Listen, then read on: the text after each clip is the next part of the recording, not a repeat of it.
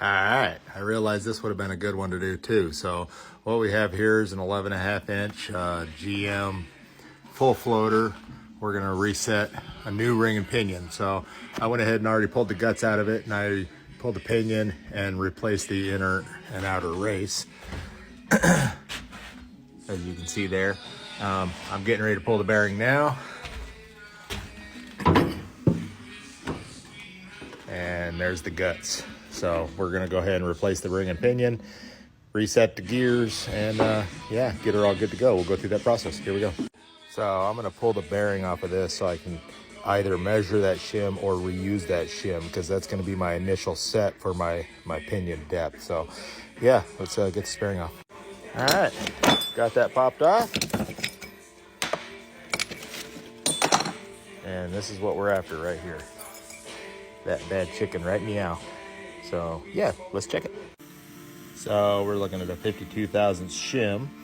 I don't have a 52 thousandths shim. They only sent me basically modifiers for what I got. So we're gonna start with this and see where our pattern's at, and go from there. Yeah.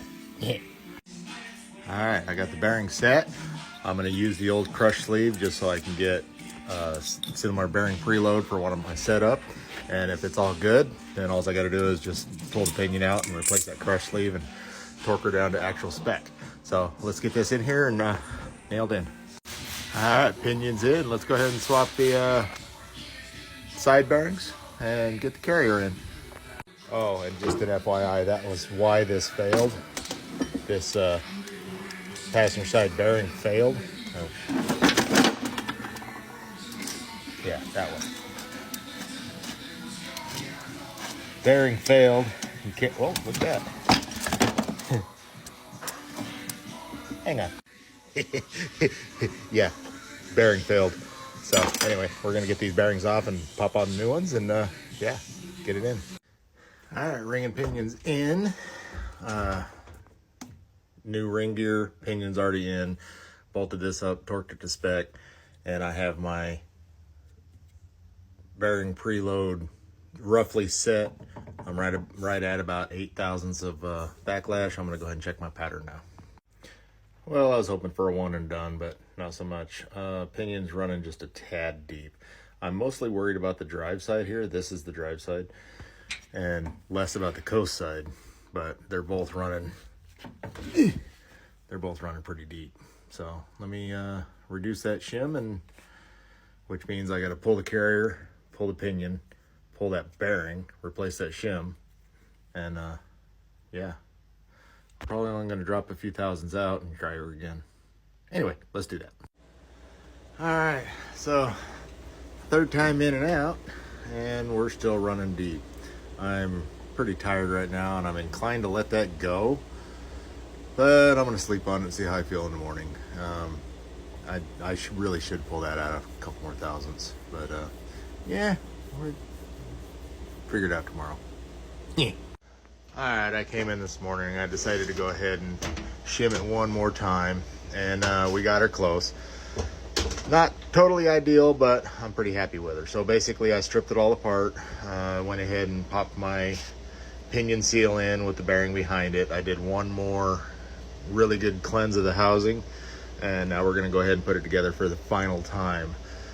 Set my backlash, my bearing preload to actual set, which everything I can tell is 3 slots from touching. Anyway, yeah, so let's get this together for a final time, and we'll do one last